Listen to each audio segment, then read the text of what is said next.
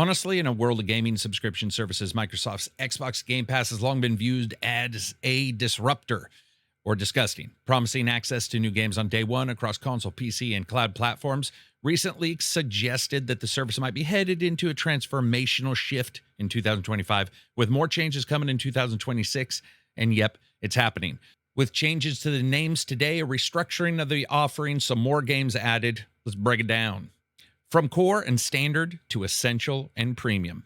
First up, current tiers, Game Pass Core and Game Pass Standard, are going to be renamed to Game Pass Essential and Game Pass Premium, respectively.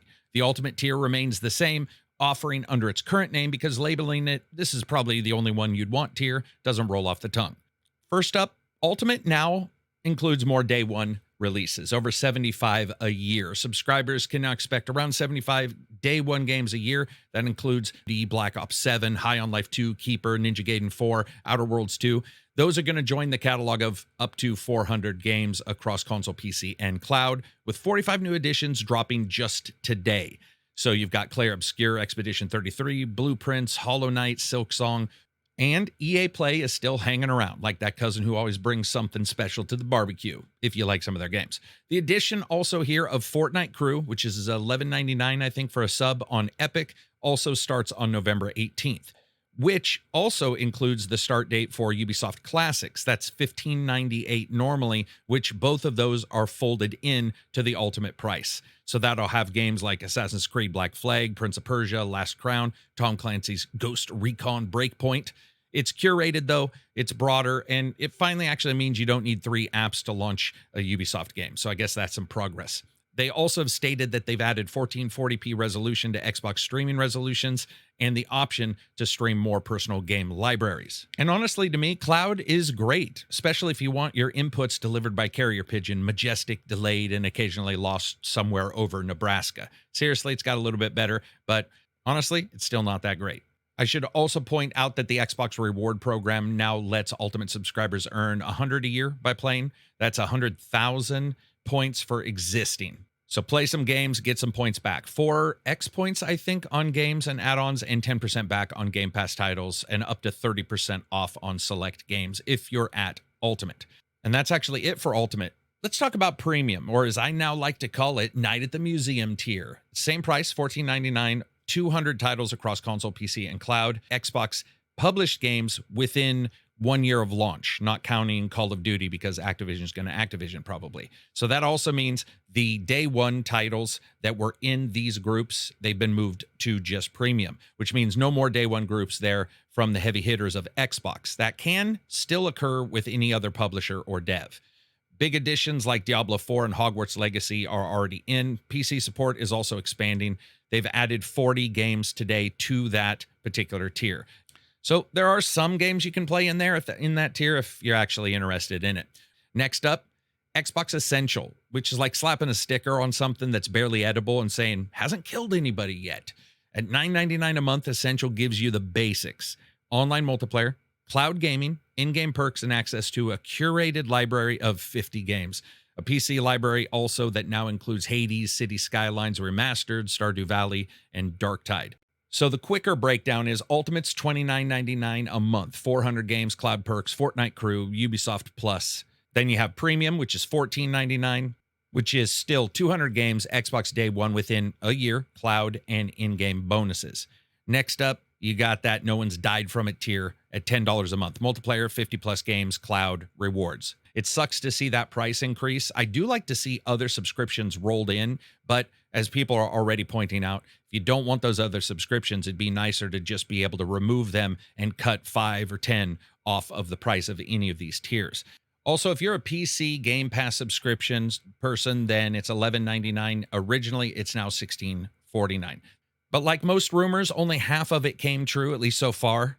The rumor that preceded all this hinted at larger changes in 2026, including a cheaper or a free ad-based tier, or both. Because, ad-based tier sounds amazing, especially if you love the immersion of a boss raging at 10 hit points and the game calmly stops you to say, hang on, do you want to hear about new buttress female hygiene crotch spray? The rumor is that this version will likely have some ads and some perks from the prior 3 levels, meaning, like most subscription services, ads at the worst time will be playing.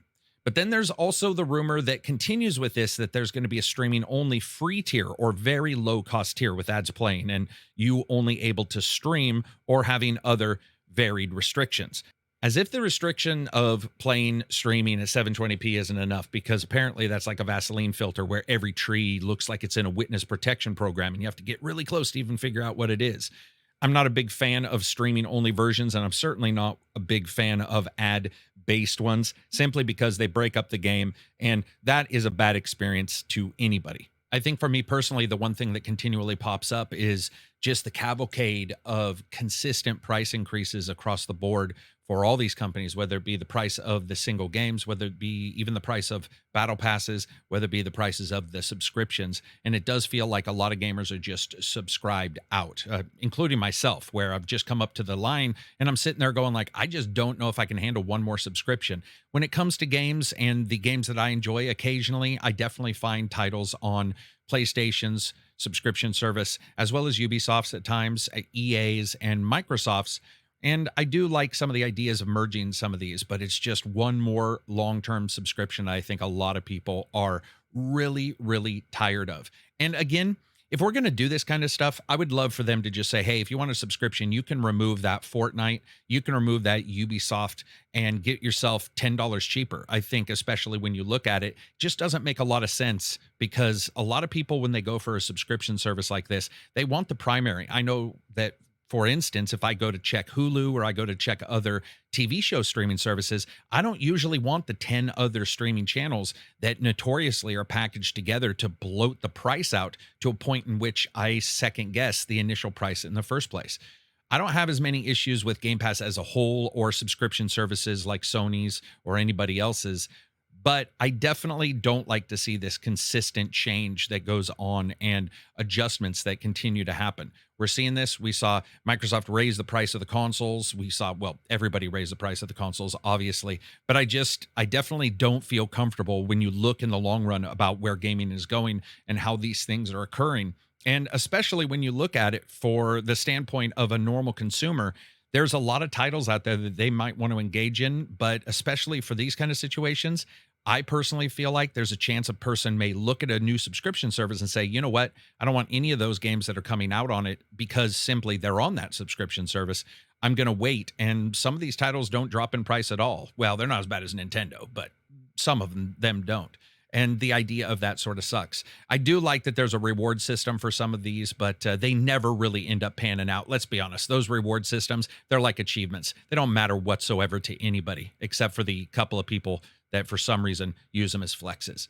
Anyway, that's it for me. I hope you guys liked the video. We'll talk about this on the podcast as well. Peace out. Enjoy the rest of your week. Leave a comment. Leave a thumbs up for the videos. You guys know we're always giving out stuff to subscribers and commenters. And we'll see you at 10:30 a.m. Pacific Standard Time on Friday on the podcast to talk about just this.